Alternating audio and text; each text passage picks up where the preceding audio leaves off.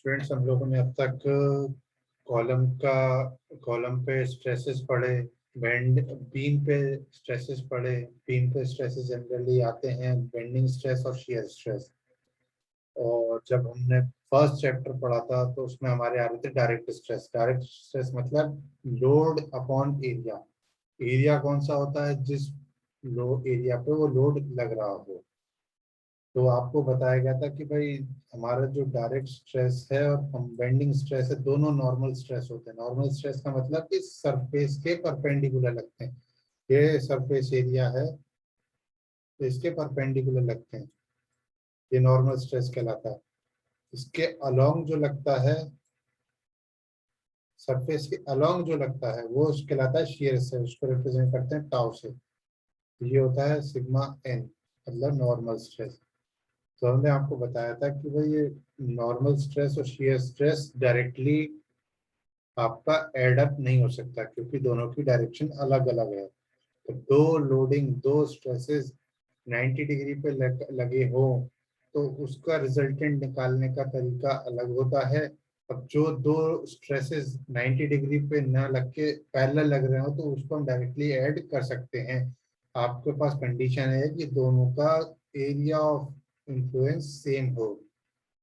मतलब ये sigma N ये डायरेक्ट की वजह से आ रहा है, ई लोड लग रहा होगा इस पे, उसकी वजह से। अब एक बेंडिंग, आप बेंडिंग की वजह से आ रहा है, बेंडिंग की वजह से आपने स्ट्रेस डायग्राम बनाया था। एक तरफ बेंडिंग की वजह से आपका टेंशन जनरेट होता, दूसरी तरफ कंप्रेशन होता है। बेंडिंग का नेचर ये इसी एरिया पे लग यस रहे सर। हो, ये एरिया, ये जो स्ट्रेस हो इसी एरिया पे जनरेट हो रहा हो तभी ऐड या सब्ट्रैक्ट हो सकता है। ये एरिया ये कुछ सर्कुलर लगाया हो और उस पे लग रहा हो तो ये दोनों ऐड नहीं हो सकते। Normal stress are subjected to addition only if they are acting on a same surface. मतलब आपको समझ आया, सेम सरफेस पे लग रहे हो तब ऐड कर सकते हैं। तो ये कंडीशन कहाँ पे जनरेट होती है हमारे पास? जब अगर कॉलम पे इसेंट्रिक लोडिंग लगी हो। इसेंट्रिक लोडिंग मतलब, इसेंट्रिक लोडिंग मतलब ये आपने दो तरीके की लोडिंग पढ़ी थी। कॉन्सेंट्रिक लोडिंग, कॉन्सेंट्रिक लोडिंग मतलब आपका जो एक्सिस, न्यूट्रल एक्सिस या लॉन्गिट्यूडनल एक्सिस हो बीम की या कॉलम की, उसके अलोंग लगे या फिर न्यूट्रल एक्सिस के अलोंग लगे लोड, लोड तो उसको कॉन्सेंट्रिक लोडिंग कहते हैं। अगर उसके अलावा कहीं पे भी लगे, यहाँ पे लगे, यहाँ पे लगे, तो इसेंट्रिक लोडिंग कहते हैं। हम कहते हैं कि इसमें इसेंट्रिसिटी है। सेंट्रिसिटी मतलब अपने न्यूट्रल एक्सिस से थोड़ा डेविएट होके लग रहा है। जब ये डेविएट होके लगता है तो लोड इनटू लेवर आर्म क्या होता है? लोड इनटू लेवर आर्म क्या होता है? मोमेंट जनरेट होने लगता है। तो उसी से रिगार्डिंग इस चैप्टर को हम पढ़ते हैं कि अगर लोडिंग हमारी इसेंट्रिक, किसी इसेंट्रिक सिटी पे लगी हो तो उस पर स्ट्रेसेस या उसका डिजाइन कैसे करते हैं, क्योंकि स्ट्रेसेस चेंज हो जाती हैं। पहले तो देखते हैं सेंट्रिक लोड क्या होते हैं। A load whose line of action, a load whose line of action passes through center of gravity of the section, then load is said to be eccentric axial loading. Axial loading जब यहाँ पे top view से देखो, ये column है, column के एकदम centre of gravity या फिर सीजी से पास कर रहा है, तो आपका क्या कहलाता है? Axial loading. A load whose line of action does not passes through, इसके अलावा कहीं से ही पास करे, ये टॉप व्यू में देख रहे हैं, या तो यहाँ पे लगा हो, यहाँ पे ना लग के यहाँ पे लगा हो, यहाँ पे लगा हो, या फिर यहाँ पे लगा हो, कोई सा भी केस हो तो इसेंट्रिक लोड कहलाते हैं। इसेंट्रिक लोड का मतलब ये है कि आपके सीजी से लोड पास नहीं हो रहा है। वो कंडीशन कोई सी भी हो सकती है। उन्होंने बिल्कुल सिंपल कंडीशन ले ली है आपके कोर्स में। दो ही तरीके की कंडीशन, या तो यहाँ पे सेंट्रिसिटी हो या यहाँ पे सेंट्रिसिटी हो। डुअल सेंट्रिसिटी का केस आपके में नहीं आता। डुअल सेंट्रिसिटी मतलब एक्स एक्सिस से भी डेविएट हो, वाई एक्सिस से भी, वाई एक्सिस से भी डेविएट हो जाला, पहला केस आपके में नहीं, मगर ये भी सेंट्रिक लोडिंग में आता है। ठीक है, क्लियर हुआ सेंट्रिक लोड और एक्सियल लोड में डिफरेंस? जब भी आपसे बोला जाए सेंट्रिक लोड, आप समझ जाना है कि सीजी से लोड पास नहीं हो रहा, कहीं और से पास हो रहा है। उसकी लोकेशन आपको गिवन होगी। लोकेशन मतलब विद रिस्पेक्ट टू सीजी या with respect to end distance, किसी के रिस्पेक्ट में आपको डिस्टेंस पता होगी।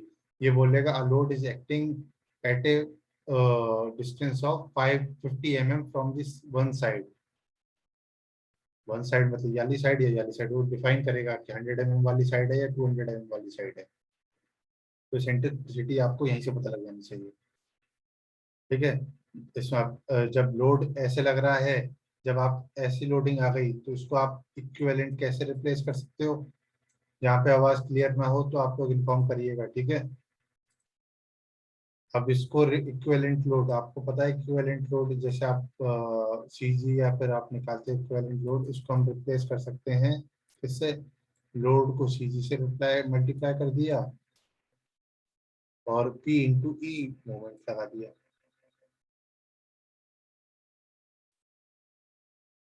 ये और ये सेम कंडीशन में, इसको रिप्लेस कर दिया इससे।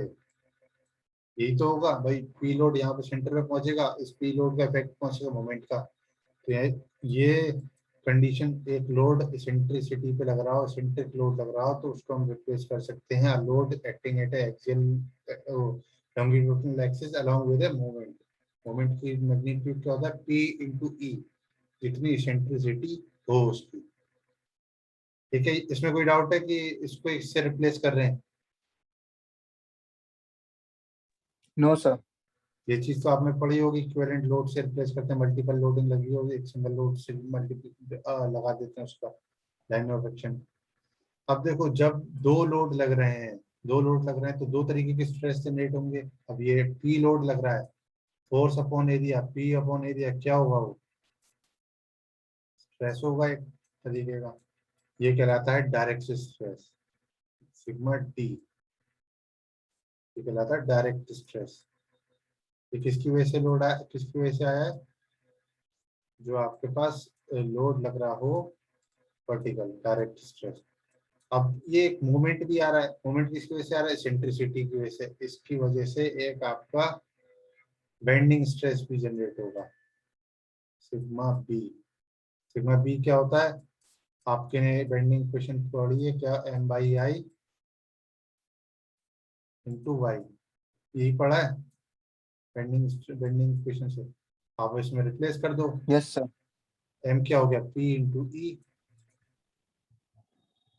वाई कितना होगा जहाँ पे लग रहा होगा वो, वाई कितना होगा यहाँ पे, जो भी हो कंडीशन हमारे पास आई, या फिर आई वाई वाई को जेड से रिप्रेजेंट कर सकते, जेड क्या, मॉडुलस होगा, मॉडुलस सेक्शन मॉडुलस। ये हो गया। अब इसी पे रिलेटेड आपका डेरिवेशन हो जाता है। देखो इन्होंने क्या किया, डायरेक्ट स्ट्रेस निकाला पी वाई ए से, पी वाई ए से इन्होंने डायरेक्ट स्ट्रेस निकाला। क्या भाई इसेंट्रिक लोडिंग है तो उसकी वजह से बेंडिंग स्ट्रेस भी जनरेट होगा, बेंडिंग स्ट्रेस भी जनरेट होगा। तो ये हो गया आपका जो, ये कंडीशन उन्होंने एक एग्जांपल लेके शो कर दिया कि जो हमने ऊपर बताया उन्होंने शो कर दिया कि भाई axial load force which produce a direct stress, two equal and opposite couple generate होगा, कि मोमेंट जनरेट हो रहा है भाई, मोमेंट इक्वल एंड अपोजिट, इसको कैसे रिप्रेजेंट करते हैं, इस तरीके से, इस तरीके से मोमेंट ही तो हो गया एक तरीके का। तो मैं बताया उसने, उन्होंने कहा कि भाई ये लोड लग रहा है इस पे पी, पी पे, तो डायरेक्ट स्ट्रेस जनरेट हुआ पी बाई ए। अगर सेंट्रिसिटी पे लग रहा है तो डायरेक्ट स्ट्रेस के साथ साथ बेंडिंग स्ट्रेस भी जनरेट हो गया। डायरेक्ट स्ट्रेस क्या होता है, पी बाई ए। अब देखो इन्होंने बेंडिंग स्ट्रेस निकाला एम बाई जेड, मैंने ये बोला M by Z, I by Y हमारे पास जेड होता है, जेड क्या होता है, B D square by six, इन्होंने रिप्लेस कर दिया B D square by six. या इन्होंने जो भी आपको पता है डी कौन सा लेना, बी कौन सा लेना, जिसके अलोंग हो वो डी होता है, जो परपेंडिकुलर हो वो बी, उल्टा बोल दिया, जो परपेंडिकुलर हो वो डी होता है, जो पैरेलल हो वो बी होता है। अभी सेंट्रिसिटी किसके अलोंग है, डी के अलोंग। तो डी क्या ये स्क्वायर किसका लगेगा, मोमेंट किसके अबाउट जनरेट हो रहा है, इसके अबाउट, मोमेंट इसके अबाउट जनरेट हो रहा है। तो ये इसके अबाउट ये एक्सिस के अबाउट देख रहे हैं वाई वाई के परपेंडिकुलर कौन सा, बी, तो बी का स्क्वायर आएगा या बी का क्यूब आएगा। तो ये पैरेलल है एक्सिस के, तो बी आ गया। यहाँ पे ये चीज ही देखनी है कि कौन सा बी और कौन सा डी लेना है। यहाँ पे सबसे ज्यादा कंफ्यूजन है, उससे पहले जो आपने पढ़ा उसमें इतना कंफ्यूजन नहीं होता है। ध्यान से सुनना, जो इसेंट्रिसिटी जनरेट होती है जिसके अलोंग होगी उसके परपेंडिकुलर वो स्ट्रेस बेंडिंग मोमेंट जनरेट करेगी। इसेंट्रिसिटी एक्स एक्स के अलोंग है, उसके परपेंडिकुलर मोमेंट जनरेट करेगी, तो मोमेंट जनरेट होगा वाई वाई के अलोंग। वाई वाई के अलोंग मोमेंट जनरेट हो रहा है, तो बी क्या होगा हमारे पास, डेप्थ का स्क्वायर सी का ही आ रहा है। यहाँ पे हमारे पास बी, यहाँ पे डी कितना काम करेगा, डेप्थ का, और बी क्या है, डी यहाँ पे विड्थ का काम करेगा। अगर ये यहाँ पे होता इसेंट्रिसिटी तो क्या होता बताओ, मोमेंट किसके अबाउट जनरेट होता, sir x x. X x. तो हमारे पास स्क्वायर किसका होता, डी का होता या फिर बी का होता, डी का होता सर। सर डी का। डी का होता है। यही यहाँ पे पॉइंट ध्यान रखने वाली बात है कि इसेंट्रिसिटी किसके अलोंग है। ये पॉइंट सब जिसको क्लियर है वो ये क्वेश्चन सारे कर ले जाएगा। नहीं है, दो तीन ने आंसर दिया, बाकी को नहीं है, तो अब बताओ क्लियर करेंगे दोबारा। सबको क्लियर है? ये एक ही पॉइंट है जो यहाँ पे आपको कंसर्न है। ये क्लियर है कि कौन सा मोमेंट जनरेट होगा, कौन सा डी लेना है, कौन सा बी लेना है।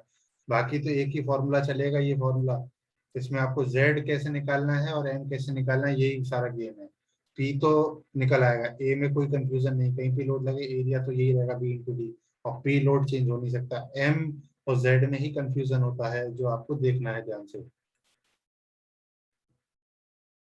क्लियर है सबको ये डाउट, जैसे बाकी लोगों ने बताया?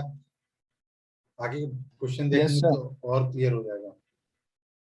तो इन्होंने क्या किया, ये वैल्यूज यहाँ पे उठा के रख दी भाई, कि B D square by six को इसमें पुट कर दिया। इन्होंने ये फाइनली निकाल दिया कि भाई बेंडिंग स्ट्रेस जो जनरेट होती है 6 PE ओवर ए बी होता है। ये क्या है यहाँ पे, एरिया। यहाँ पे इन्होंने एरिया, अभी देखो इन्होंने क्या किया भाई, जब अब टोटल स्ट्रेस की बात करें, टोटल स्ट्रेस की बात करें, जब यहाँ पे सेंट्रिसिटी है, डायरेक्ट लोड की वजह से तो पूरे सेक्शन पे कंप्रेशन जनरेट होगा, कंप्रेसिव फोर्स से डाउनवर्ड लग रहा है। इसमें किसी को डाउट? भाई देखो, लोड ऊपर से आप दबा रहे हो, कंप्रेसिव लोड लगा रहे हो, तो पूरे एरिया में कंप्रेसिव लोड जनरेट हो रहा है। अब सेंट्रिसिटी हुई है बी सी की साइड पे, बी सी की साइड पे मोमेंट जनरेट कैसे होगा, इस साइड डाउनवर्ड डायरेक्शन में, इस साइड अपवर्ड डायरेक्शन में। ये ऐसा मोमेंट लग रहा होगा। अब जो मोमेंट लग रहा होगा इस साइड कंप्रेस कर रहा होगा, इस साइड टेंसाइल स्ट्रेस जनरेट हो। बेंडिंग में यही तो होता है, आपने देखा बेंडिंग में क्या होता है, एक साइड कंप्रेशन करता है, दूसरी साइड टेंशन जनरेट करता है। ये देखने का सबसे अच्छा तरीका है, जिस साइड इसेंट्रिसिटी हो उस साइड कंप्रेशन जनरेट होगा बेंडिंग की वजह से। तो बेंडिंग स्ट्रेस का नेचर प्लस माइनस होता है, प्लस और माइनस। ये आपको देखना है प्लस कहाँ पे आएगा, माइनस कहाँ पे आएगा। प्लस हमारा कंप्रेशन होता है, टेंशन हमेशा नेगेटिव होता है। यहाँ पे साइन कन्वेंशन है, प्लस क्या बोला कंप्रेशन के लिए, नेगेटिव जो है वो टेंशन के लिए। तो जब आप बी सी पे या बी बी या डी, बी पॉइंट पे या सी पॉइंट पे निकालोगे तो बेंडिंग स्ट्रेस दोनों कंप्रेसिव होंगे, ए और डी पे निकालोगे तो दोनों नेगेटिव होंगे।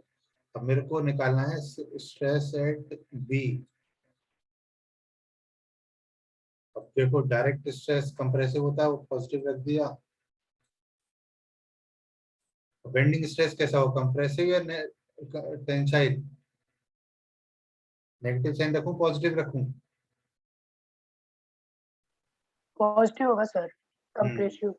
कंप्रेसिव, क्योंकि इस साइड इसेंट्रिसिटी जिस साइड हो उस दोनों पॉइंट पे कंप्रेशन आता है, तो ये सिग्मा बी आएगा।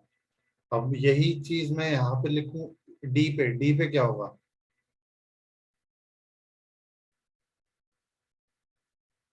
डी पे कंप्रेशन तो आएगा ही आएगा डायरेक्ट वाला।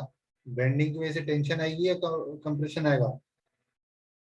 डी पॉइंट पे ये पॉइंट टेंशन आएगा सर। टेंशन आएगा Tension सर आएगा। माइनस टेंशन में। आएगा। ये जो आप ये देखते हो ना, हाथ में कोई भी चीज लेके उसको रोटेट करने की कोशिश करो, जिस साइड डाउनवर्ड जा रहा है वहाँ टेंशन कंप्रेशन जनरेट होगा, जहां से अपवर्ड हो रहा है वो आपका होता है टेंशन। आप इसको पकड़ के देखोगे, इसको रोटेट कराने की कोशिश करो, इस साइड नीचे जा रहा होगा, इस साइड ऊपर जाएगा, तो ऊपर जिस साइड जाता है वो टेंशन, जो नीचे जा रहा है कंप्रेशन। यही चीज उन्होंने यहाँ पे रखा। मैक्सिमम कैसे होगा, एक पॉजिटिव है दूसरा पॉजिटिव ऐड कर दो तो मैक्सिमम आएगा, एक साइड पॉजिटिव दूसरा नेगेटिव कर दो तो नेगेटिव आएगा। तो ये आपका सिग्मा मैक्स निकालने के लिए तो ए बी या सी पॉइंट कंसीडर करो, नेगेटिव मिनिमम निकालने के लिए ए या डी पॉइंट करो। तो यही चीज उन्होंने यहाँ पर रख दी है, एक साइड प्लस लगा दिया, एक साइड नेगेटिव लगा दिया, तो मैक्सिमम बेंडिंग स्ट्रेस जनरेट होता है इतना और इतना। ये वैल्यूज उन्होंने उठा के रख दी है ऊपर से। क्लियर है यहाँ तक?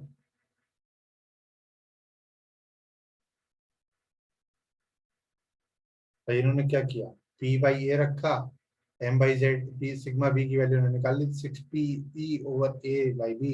इन्होंने पी ए कॉमन ले लिया, अंदर कितना बचेगा, यहाँ पे आपने पी ए कॉमन 1 बचेगा, 1 6 बचा, पी बाहर चला गया, ई बचा 6 पी और ए बाहर ले गया बी, बचा ये ब्रैकेट में। आप इसको अंदर मल्टीप्लाई करो तो अल्टीमेट लौट के तो यही आ रहा है। बोलो यस सर यस। ठीक है ना? Yes sir. यही चीज आपको निकालनी है। अब ये जब आप डिजाइन करते हो, सिग्मा मैक्स जो आया है,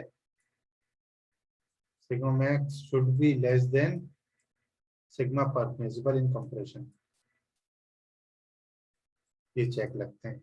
और कई बार ऐसा होता है एसेंट्रिसिटी इतनी ज्यादा हो जाती है कि सिग्मा मिनिमम नेगेटिव आ जाता है। सिग्मा मिनिमम नेगेटिव का मतलब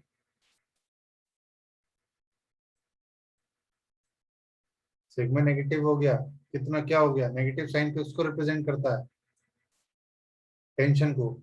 इसका मतलब है कि टेंसाइल स्ट्रेस जनरेट हो गई है सेक्शन में या कॉलम में। और हम जब भी डिजाइन करते हैं, हमारा टॉप मोस्ट प्रायोरिटी ये होती है किसी भी कंप्रेशन मेंबर में टेंशन जनरेट ना हो। भले से स्ट्रेस 0 हो जाए मगर नेगेटिव में कभी नहीं जानी चाहिए। तो अब नेगेटिव में जाने के लिए क्या चीज बढ़ानी पड़ेगी, ई। अब बी कांस्टेंट है, बी आपका सेक्शनल एरिया ऑफ कॉलम या बी स्ट्रेट कांस्टेंट है, पी कांस्टेंट हो गया, ए कांस्टेंट हो गया। अब पी ए बढ़ाओगे तो ओवरऑल बढ़ेगा। अब नेगेटिव चीज 1 में से क्या चीज माइनस करें, ई पे डिपेंड करके टोटली, ई जितना बढ़ाते जाए उतना नेगेटिव वैल्यू आती जाएगी। ई ऐसा रखें जो कि भाई नेगेटिव वैल्यू जनरेट ना करे, तो ई पे डिपेंड कर गया। अब ई पे हमें ऐसी लिमिट लगानी पड़ती है जिससे स्ट्रेस हमारा नेगेटिव ना जाए। वो अभी आगे देखेंगे कैसे। लिमिट ऑफ इसेंट्रिसिटी, ये समझ में आया कि भाई टेंशन स्ट्रेस कब जनरेट होगा, ई एक्सीड कर जाए हमारे पास इस तरीके से कि ये नेगेटिव वैल्यू आ जाए, और किसी को वैल्यू बढ़ाने पे हमारा नेगेटिव स्ट्रेस जनरेट नहीं होगा। सिर्फ ई के चेंजेस से ही सारी चीजें गेम चेंज हो जाएगा, नेगेटिव स्ट्रेस जनरेट हो जाएगी। तो उसको अवॉइड करने के लिए सर हम यहाँ पर क्या होगा? इसेंट्रिसिटी, बेटा ये देखो किसी न्यूट्रल एक्सिस से या सीजी से कितने डिस्टेंस पे लोड लग रहा है, दिख रहा है आपको ये लोड? Yes sir. ये जो लोड है, इसेंट्रिसिटी आपको बताया था अभी, ये सेंट्रोइडल एक्सिस से किस एक्सिस पे लग रहा है load, eccentric load. Centroidal axis से किस डिस्टेंस पे लग रहा है लोड, ये इसेंट्रिसिटी होती है। ठीक है सर। ठीक है, eccentric load, eccentricity. Eccentric load जो ई पे लग रहा हो, ई मतलब सीजी से किसी डिस्टेंस पे लग रहा हो, कंसेंट्रिक लोड ना हो। ठीक है, तो ये आपका आ गया। अब हमने क्या बोला कि भाई कंप्रेशन मेंबर में हमारे पास टॉप मोस्ट प्रायोरिटी ये होती है कि उसमें टेंशन जनरेट ना हो। अब टेंशन जनरेट ना हो वो हम कैसे अवॉइड करेंगे, टेंशन तो मिनिमम वाले में जाएगी। कंप्रेशन जब दोनों पॉजिटिव हैं तो कंप्रेशन जनरेट कर रहे हैं, जब एक पार्ट नेगेटिव आ रहा है तब हमारे पास ये इशू आ रहा है कि उसमें टेंसाइल स्ट्रेस से टेंशन जनरेट हो जा रही है। तो हम ई पे लिमिट लगा दें कि भाई इससे ज्यादा ई हम इसेंट्रिसिटी पे लोड लगाएंगे नहीं, तो उससे हमारे पास क्या होगा कि टेंसाइल स्ट्रेस जनरेट ही नहीं होगा। तो इसको हम कितना ले आ सकते हैं मैक्सिमम, मतलब कितना कम से कम ले आ सकते हैं, 0 तक। अब हमने 0 से नीचे नहीं ले आना, हमने क्या किया, इसको 0 रख दिया। ई मिनिमम हमारे पास 0 हो सकता है, नेगेटिव हम नहीं चाहते, तो क्योंकि टेंसाइल स्ट्रेस जनरेट हो जाएगी। इसको जनरेट इक्वल टू 0 किया तो हमारे पास क्या आ गया, P/A minus M/Z equal to 0। तो नेगेटिव को इधर भेजा तो क्या आ गया, P upon A is equal to M upon Z. M/Z। या फिर हमें ये 0 से बड़ा हो या बड़ा हो या इक्वल हो, ये कर सकते हैं। P हमें कंप्रेशन ही तो रखना है, कंप्रेशन में या तो 0 से बड़ा हो या 0 हो जाए, यही तो कंडीशन होगी। अब इसमें पुट कर दो, P/A minus M/Z should be greater than equal to 0। तो M/Z को उधर भेजा तो क्या आ गया, M/Z should be less than equal to P/A। अब वैल्यूज पुट कर दी, हमारे पास E आ गया, Z/A से छोटा ही होना चाहिए या बराबर होना चाहिए, उस केस में आपके पास टेंसाइल स्ट्रेस जनरेट नहीं होगी। क्लियर है, ये कंडीशन किसकी है, no tensile stress, no tension, no tension वाली कंडीशन आ जाती है तो हमारे पास क्या होता है, हम लोग कंप्रेशन में बिल्कुल सेफ है। क्योंकि कंप्रेसिव कंप्रेशन के लिए आप हमेशा जो कौन कौन से मटेरियल यूज करते हैं, कंक्रीट यूज करते हैं, स्टोन यूज करते हैं, ये सारे मटेरियल वीक इन टेंशन होते हैं। कंप्रेशन में आप इसमें लोड कितना भी लगा लीजिए, कितना भी नहीं, एक लिमिट होती है, परमिसिबल स्ट्रेस आप निकालेंगे, permissible stress in concrete in tension is very 110 times of in compression. अगर वो कंप्रेशन में 13 MPa ले रहा है तो टेंशन में 3 MPa लेता है, एक थंब रूल है।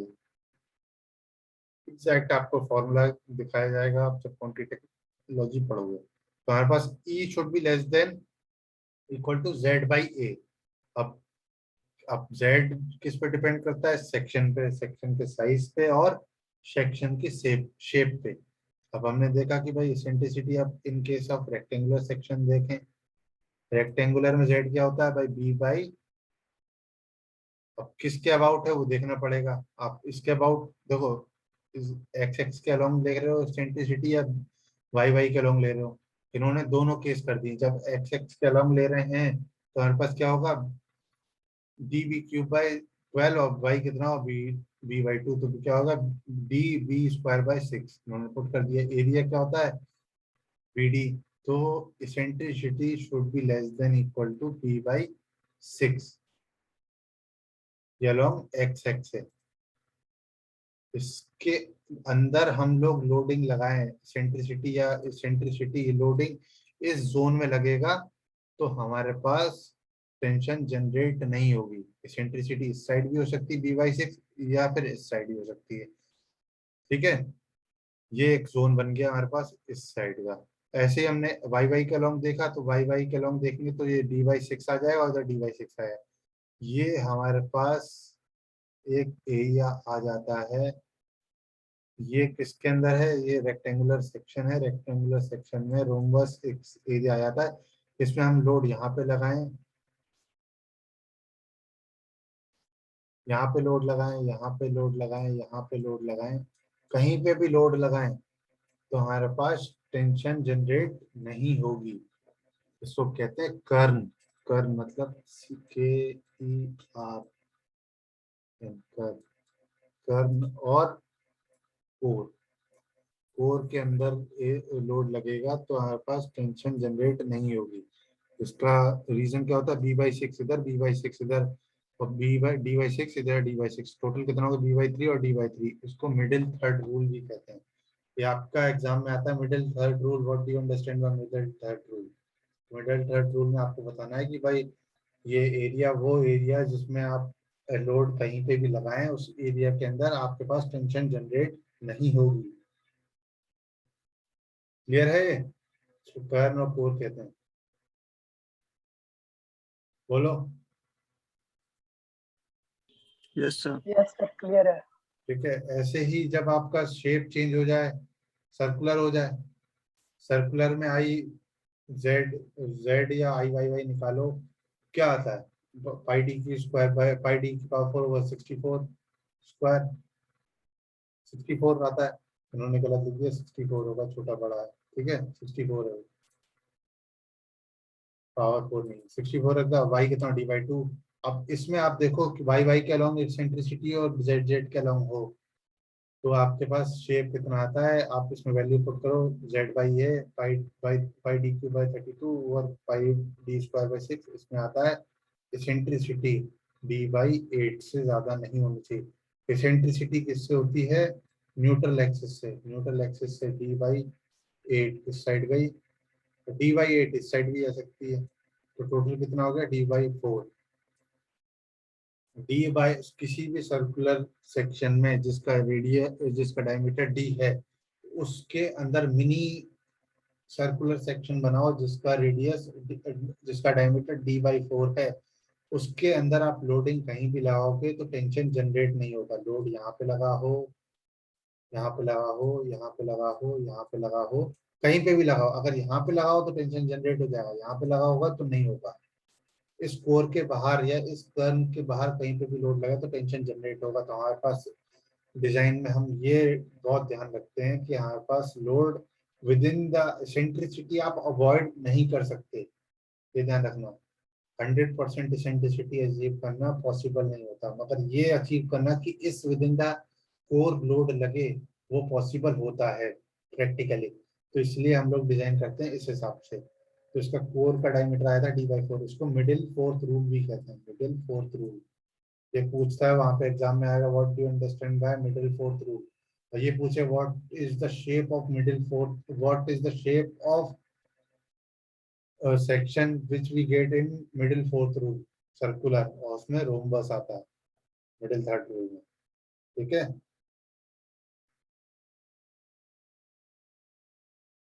रोम्बस आता है तो इसमें सर्कुलर सर्कल आता है। ज्यादा क्लियर है सबको, यही यही कुछ क्वेश्चंस हैं आपके, जो मेजोरिटी क्वेश्चन है वो इस फॉर्मूले पे हो जाएंगे, इसको याद कर लो। अब सबसे बड़ा इशू यहाँ पे यही आता है कि आप एरिया कौन सा लेना है। एरिया तो आप देख लोगे, ई कौन सा लेना है, बी कौन सा लेना है, फिर आई, आई कैसे निकालना है, जेड कैसे निकालना है, वो मैंने आपको बताया था, तो जो अभी आपसे पूछा था सेंट्रिसिटी किसके अलोंग है, ये वाला फंडा, ये वाला, कि भाई कौन सा आई लेना है, कौन सा जेड लेना है, वो आपको आइडिया होना चाहिए। वो क्लियर है तो आपका ये चैप्टर एकदम क्रिस्टल क्लियर चलेगा, ठीक है।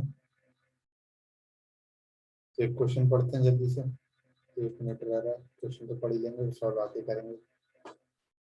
देखो, a short column of hollow cylindrical section 250 mm outside diameter and 150 mm inside diameter carries a vertical load of 400 kN along the plane, ध्यान रखना eccentricity बता रहा है, along one of the plane 100 mm away from the axis of column, एक plane में लाई कर रहा है जो कि लाई करता है 100 mm of the center of the, from the central, from the axis of column, axis of column बीच में से पास करेगी, लोड कहाँ पे लाई कर रहा है, 100 mm।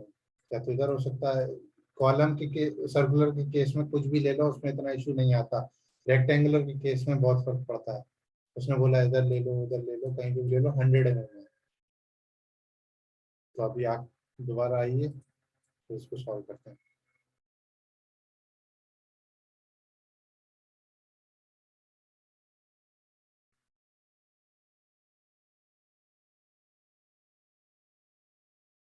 दोबारा क्लास ज्वाइन करिएगा।